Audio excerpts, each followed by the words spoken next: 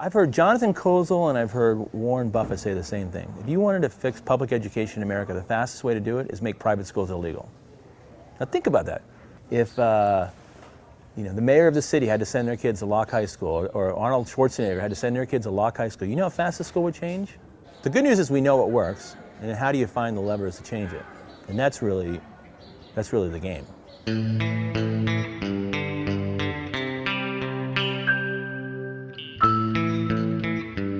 Green Dot is a collective of charter schools. We are a mini school system, a nonprofit school system of public schools in the highest seen areas of Los Angeles.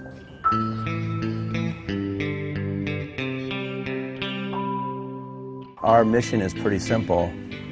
I want to just change the whole system, not just create a bunch of charter schools. And in fact, charter schools are, in my mind, nothing more than good R&D. You know, what a school district could look like. This school was responsible for the Watts riots in 1965. What ended up happening was all the schools in the surrounding area, Washington Prep, Jordan, Fremont, they sent the toughest kids to the school. The Bloods and the Crips first started within 3 blocks of the school. This is a school, and there's no way to sugarcoat it, where a lot of teachers come to play out their contracts. A lot of teachers come to hide. There was this one teacher here last year, I was told was drunk for 20 years. In this time of day, you would walk across the school and there would be kids everywhere. Middle class, there would be fights, you could smell pot, people playing craps. It was wild. There are 11 and 12th graders on this campus who don't have any credits. They've been walking around for 3 years pretending to be students, but no credits.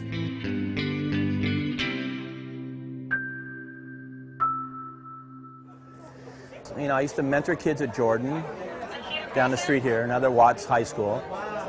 East LA, I went to Roosevelt and Garfield High School. And the first thing I noticed is like these schools really look like prisons. I mean, they have barbed wire around them. The kids are on top of each other. The adults communicate by alarms, and the kids are herded in and out. And so that's what I realized right away. And the 2 groups of people that really were getting screwed by the process were the teachers had very little power. It was very hard to find a teacher. They didn't have their own classrooms, they shared classrooms. And then parents, you'd walk into the front office and people don't even look up at them, let alone, see them as who we're serving. And then the kids are obviously just getting pushed through the system. And so I was looking at what a model would look like for a good urban high school. What I ended up doing, I said, what does $25,000 get you in Los Angeles? If you're a big movie star or an athlete, what is the school that looks like that you send your kid to?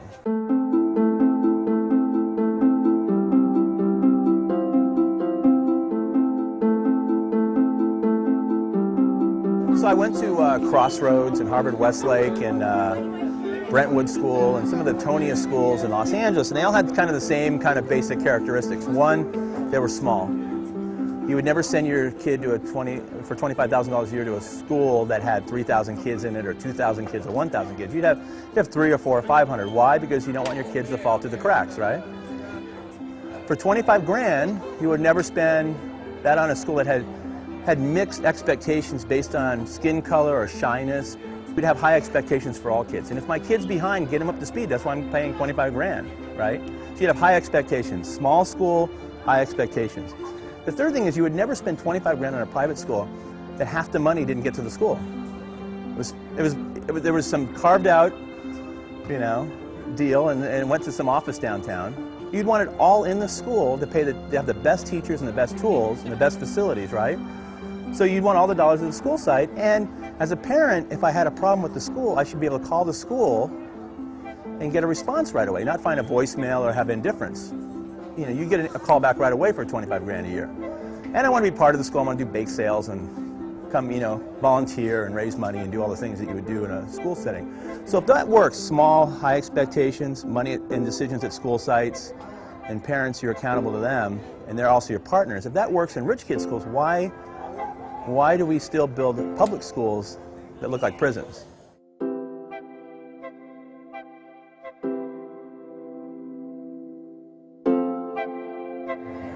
This is the first time we've inherited a whole school and the property. So we did some physical stuff. We painted the whole place. We cleaned the whole place. This center area here was paid for anonymously by a famous actress, and she brought in all these trees, so it looked like a place that, it looked like a little university. We went out and raised some money and found a lot of great principals, and they had a year to plan it. We had 120 teachers here. 40 of them returned, and we replaced the other 80 with people that believe the kids can learn. So everywhere they go, there's somebody in front of them that believes in them. Well, that's a big difference. That's you can't change the school unless you do that.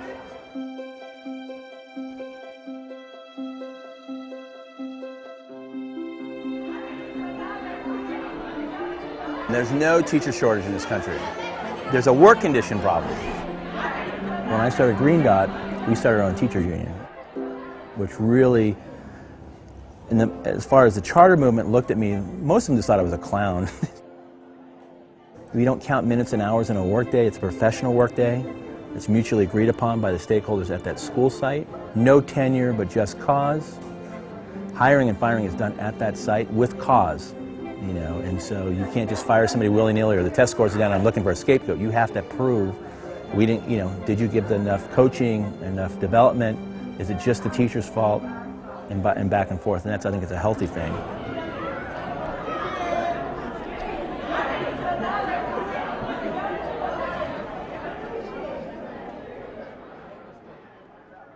A lot of Green Dot was built on the idea of the eyes of a 15-year-old boy, which I'll never hopefully lose that memory.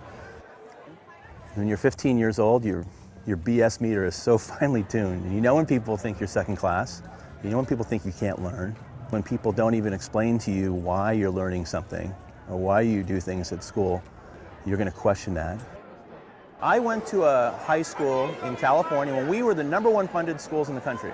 I was, charismatic and loud, and that school was built for me. I had a little pudgy brother named Michael who wasn't in the sports. He wasn't outgoing. He ended up dropping out. And our lives, we were both raised by a single mom who was a waitress, but our lives started going this way at that point in life. When I was 30, my young brother died of drug overdose. My brother would do really well in this school because the teachers would get to know something unique about him. Not just the loud kids, not just the popular kids, not just the athletes. That's a very big part of what we're trying to do here. Every one of these kids have value. Every one of them. Fellas, is that part of your ROTC? Flashing that stuff? Come on. Hey, pull your pants up, will you? But you're never going to get kids to fulfill their potential by dumbing down to them or talking down to them. And also what you have going on here, which is really the bigger story about Los Angeles and urban core, is that you have a lot of first generation new Americans who, if you think about our own immigrant stories, your immigrant stories, mine immigrant stories, that first generation works 3 times harder, And so what you end up having is you have a population of kids that if you actually lift the bar high and you feed them, they'll work their tails off. And the African American families do the same thing. They want to overcome. We actually ask parents to be involved at 30 hours recommended a year, but we make that participation worthwhile. And they love to be involved, and they love the ownership of it, And so, parents thrive on being involved, but something that's meaningful, not a waste of time, They want to see their kids succeed. They want to be involved, Some of them are afraid of schools because school wasn't good to them. This will become more of a community school where we'll do adult literacy and that kind of things and try to make it a welcoming place.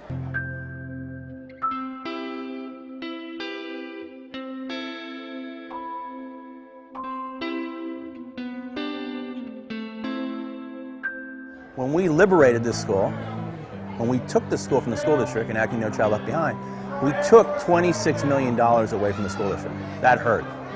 And we took 150 members from the United Teachers of Los Angeles, Teachers Union. That hurts.